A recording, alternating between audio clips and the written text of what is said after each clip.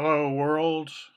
This is the morning of December 5th in 2019. I really appreciate my loyal few. There are people who check my videos. I don't do analytics much. Like, I'm not trying to track down exactly who's watching or anything like that. I don't do that with the blogs. It's kind of not set up to let you track down to individuals. If you've evolved with the Unix operating system, which became Linux, not that they did anything illegal, they came by it rightly. I saw the SCO trial go down. I lived through the open source wars. And you may forget or may not have learned, I mean, there were the browser wars. We've had a whole thick history here, which isn't making it on TV much. Like, let's do some more documentaries, PBS, on the browser wars. I'd like to see browser wars, but not just destructively. We're not trying to say who was the good guy. We're trying to just make sense out of what's going on with Servo and Rust and Mozilla and that kind of stuff, right? We want more technical education from our television, less politics, because we're worried about China right now. There's all this like paranoia. By the way, I did get to Lattice Gallery yesterday with my mom, so let me show you a few of those pictures. I'm talking about China and the surveillance state a little bit, and in other words, I'm introducing what my topic's going to be, and this isn't going to be too long. Branching off again, this excellent article in a science fiction magazine by a science fiction writer who gets to interview Buckminster Fuller back in the early 70s. And when you read through this, I'm using this as my new like go-to point, another entry point, School of Tomorrow. You'll see what people complain about when Fuller is giving his forecast. They all seem too compressed. Like you look back and it did seem to unfold the way he said, but it took a lot longer. And here we are in 2020 looking back, and I'd say, yeah, this looks about like what's going on, but he's predicting it for the early 70s, like, or he's in the early 70s when this comes out, but somewhere in this article, he's like, in 1975, China will have reached the takeoff point. And this essay is all about Fuller's idea of switching to the main engines from the storage battery, by which he means the fossil fuel starter fluid is there to be tapped, but it's going to run out. The peak oil thing is going to kick in. It's not just about climate change, it's about running out. And that's a kind of a climate change, isn't it? When you run out of things. So the starting motor is like just getting it directly from sunlight, which includes hydropower and tidal power, gravitational power, whatever, and electric cars and all that kind of stuff. And is that going to work? I mean, are we really switching to the main engines? Well, in Fuller's thinking, he's already got that figured out, that that's what we're in the process of doing. And he's seeing signs that we're going to make it. But we're like still wondering if we're going to make it. And here we are in 2020. And I'm saying it's time to get some education using this recent futurism and sort of compare it to reality. And at least there's kind of a roadmap here. Like, isn't it good we had futurism when we did? Because now we're in the future and we can go back and read this, what looked like science fiction at that point. And looking back, it's like, okay, enough scrolling. Sorry for all that. It's a fascinating essay. You get my drift. If you check back the last couple essays, maybe, you will, or a couple, excuse me, YouTubes that I'm making here, I do a proper introduction of that article. I give the bibliographic citation and so forth. But here I'm eager to roll forward in time, probably through some sleep here. I get a lot of this subliminally, as they say. Subliminally. There we go, right? That was a George Bush joke. And here we go. China, power and prosperity. And I did watch the full documentary, and I think I was awake for all of it.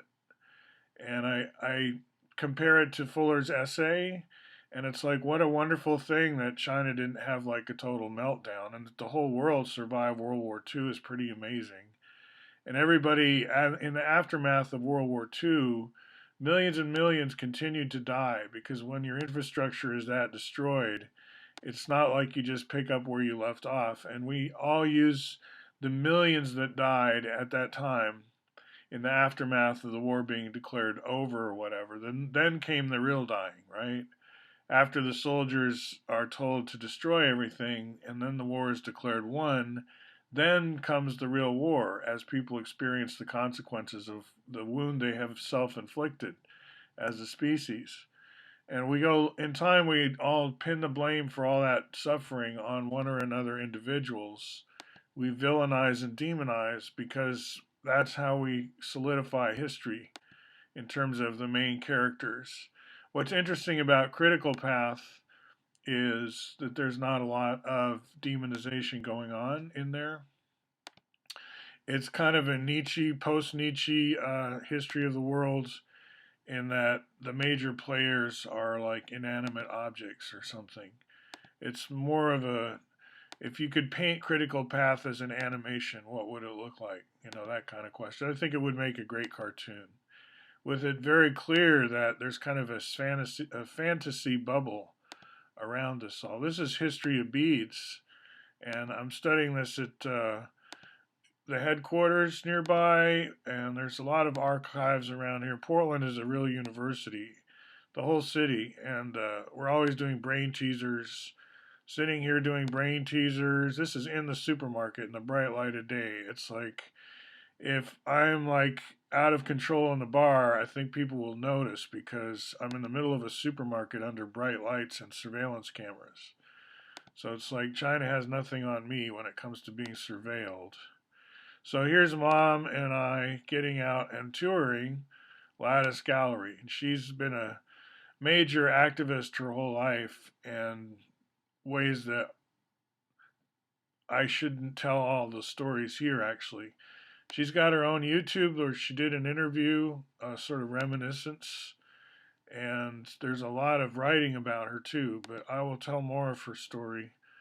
She's been in this video channel very recently as going downtown in the Portland City Hall to receive acknowledgement for helping to get the ban treaty language approved in various venues. Whether or not there's a federal government approval, we'll see, right? But you know, there's still psychological momentum going on here.